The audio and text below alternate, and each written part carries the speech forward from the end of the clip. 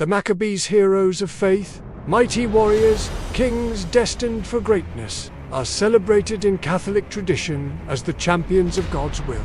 They fought fiercely against the oppressive Seleucid Empire, restored the desecrated Temple of Jerusalem, and secured their place in history as divinely chosen rulers and priests. According to church teachings, their actions echo in doctrines that shape Catholic beliefs to this day, particularly in the controversial concept of purgatory. But what if everything we know about them, their triumphs, their divinely sanctioned role, was never as certain as we were led to believe? What if their heroism, which has been lauded for centuries, is built upon a shaky foundation of assumptions and speculation? Could the very core of Catholic doctrine be standing on a narrative that may not hold up to scrutiny? If the Maccabees' story so integral to church teaching were to crumble, what would it mean for the church and its authority?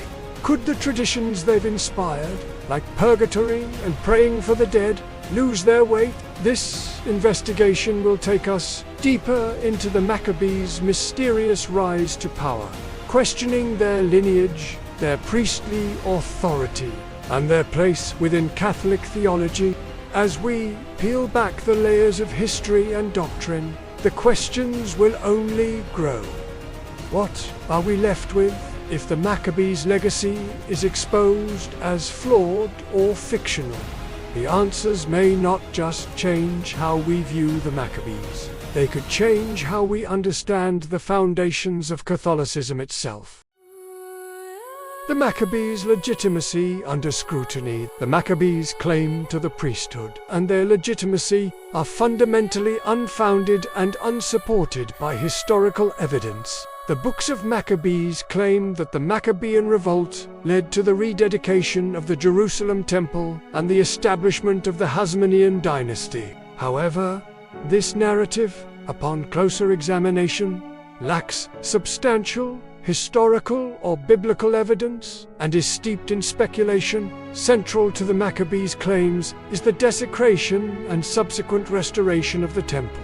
But these events are not corroborated by any independent sources outside of the Maccabean writings or Josephus, who himself relied heavily on these texts. This lack of external verification calls into question the authenticity of the entire Maccabean narrative, including the legitimacy of the Maccabees as priests and kings. Lack of verification for the desecration and rededication of the temple. One of the key elements in the Maccabean story is the desecration of the temple by Antiochus IV, and its later rededication by the Maccabees. However, the absence of independent verification for these events, whether from Greco-Roman historians, biblical records, or contemporary Jewish writings, casts serious doubt on the validity of this claim. The books of Maccabees themselves are the only sources that assert the desecration and rededication, but they are not backed up by any other historical documentation, including the writings of Polybius, Livy, or Plutarch. Furthermore, records from the Seleucid Empire and other contemporaneous sources do not corroborate the Maccabean account. In fact, these sources place Antiochus IV in Egypt at the time of the alleged desecration of the temple, not in Jerusalem, which directly contradicts the Maccabean narrative. This discrepancy in the geographical and chronological details significantly undermines the credibility of the Maccabean story. Additionally, the Dead Sea Scrolls and writings from the Essen community reject the legitimacy of the Hasmoneans and their priestly claims. The Essenes, known for their strict adherence to the laws of the Torah, would not have accepted the Maccabees as legitimate priests due to their unclear lineage and the unsubstantiated nature of their rise to power. The absence of any reference to the desecration and rededication of the temple in these texts further casts doubt on the historical reality of these events. Questioning the Maccabees' lineage. A priesthood without proof. According to God's word, only Levites, specifically those from the line of Aaron, are authorized to serve as priests. Exodus 28, verses 1 to 4. Numbers 3, verse 10. This is a clear, non-negotiable command. 1 Chronicles 23, verse 13 reinforces this. The Maccabees, however, claimed descent from Mattathias, a priest supposedly from the Hasmonean family. The issue arises when we examine whether Mattathias was truly from the line of Aaron. There is no historical or biblical evidence to confirm that he was even a Levite, let alone a priest. His lineage is not established anywhere in the Bible or in extra-biblical historical records. The books of Maccabees are the only texts that assert this claim, but they do not provide any genealogical proof. Furthermore, no mention of Mattathias can be found in prior biblical genealogies or priestly records, making his priestly status highly questionable. Moreover, there is no historical record proving that Mattathias was even Jewish or from Israel. Outside of the books of the Maccabees and the writings of Josephus, no independent historical record exists that even acknowledges Mattathias' existence, let alone connects him to the Hasmonean family. He is completely absent from Greco-Roman sources such as Polybius, Livia, or Plutarch, and from canonical biblical texts, or from Jewish genealogical records. Even Josephus relies heavily on the Maccabean texts and does not offer independent verification. The Dead Sea Scrolls and related writings from Qumran also do not mention Mattathias, and the Essen community behind these writings rejected the legitimacy of the Hasmonean priest-kings, likely including him by extension. The Maccabees and the priesthood, a violation of God's law. This raises significant questions about the legitimacy of the Maccabees' claim to the priesthood, as their supposed ancestor may not have had the right heritage or ethnicity for such a position. This is not just a minor detail. It undermines the very foundation of their authority and actions in the temple. Additionally, the Bible explicitly states that only Levites can perform temple duties. Exodus 29, verses 44 to 46. Leviticus 10, verses 1 to 11. Numbers 18, verses 7. Despite this, the Maccabees, though not Levites, took it upon themselves to cleanse and rededicate the temple, after it had been defiled by Antiochus IV. This included offering sacrifices and restoring worship, which violated God's prescribed order for temple service. The unbiblical practices of the Maccabees. Another critical issue is the practice of praying for the dead, which is described in 2 Maccabees 12:38-46. This practice is not supported by the broader teachings of the Bible. Hebrews 9:27 states, "Just as people are destined to die once, and after that to face judgment," which shows there is no biblical basis for altering one's fate after death through prayers. The parable of the rich man and Lazarus reinforces the idea that once death occurs, one cannot change their fate. Therefore, the practice of praying for the dead is not only unbiblical, but also introduces a concept that contradicts established doctrine, which further discredits the Maccabees' teachings. The lack of independent verification for the Maccabees' priesthood.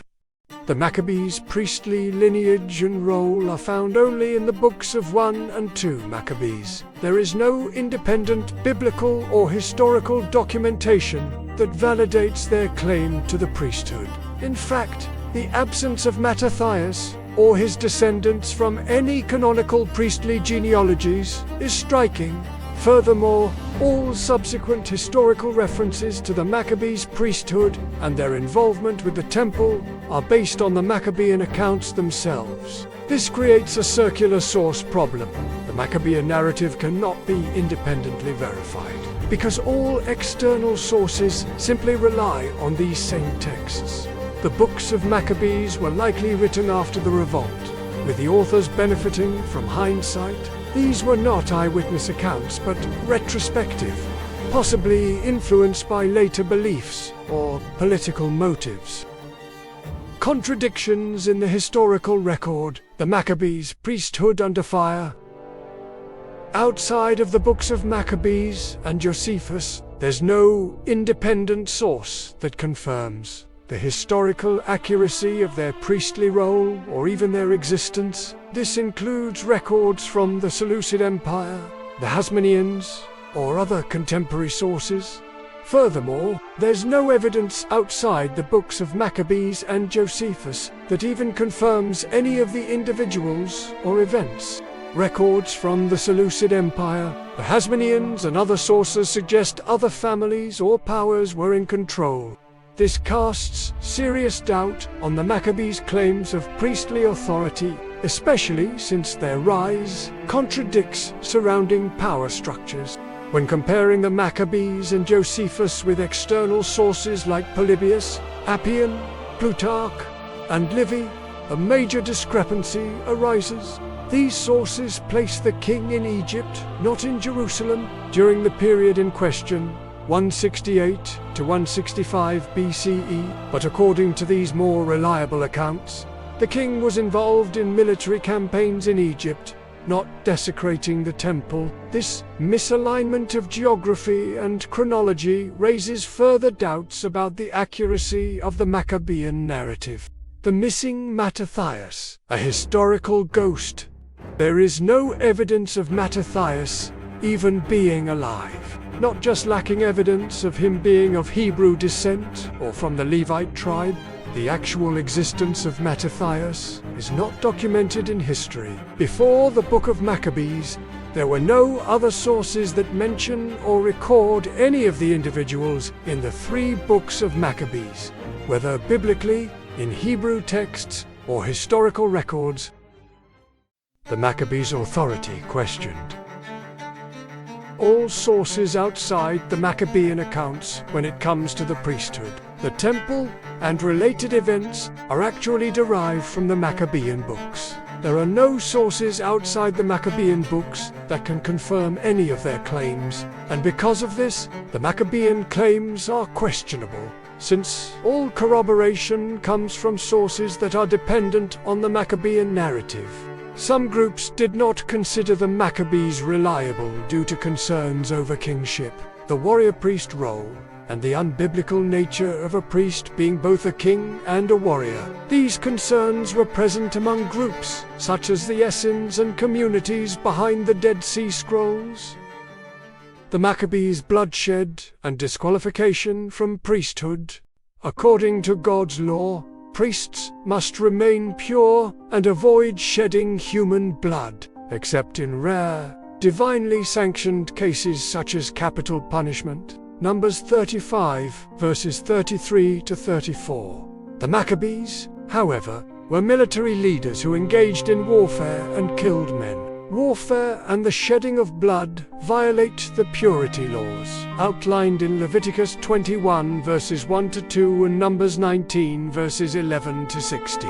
As a result, their role as military leaders disqualified them from performing priestly duties. God required those who served him in the temple to be set apart, holy, and undefiled. The Maccabees' military campaigns, while nationalistic, involved significant violence, which contradicted God's standards for priestly service. Their dual role as both warrior and priest directly conflicts with God's command to keep the priesthood free from bloodshed and worldly power. So, through our examination, it's clear. The Maccabees, under scrutiny, simply don't hold up. What we've been led to believe about their priesthood, their legacy, it's fraught with uncertainty. And if the foundation of their story is questionable, what does that say about everything built upon it? The Catholic Church, for centuries, has rested much of its doctrine on this fragile history. But if this cornerstone is flawed, what of the beliefs that rise from it? We leave it to you, the viewer, to decide. Is the truth still intact? Or is the Catholic Church standing on shaky ground?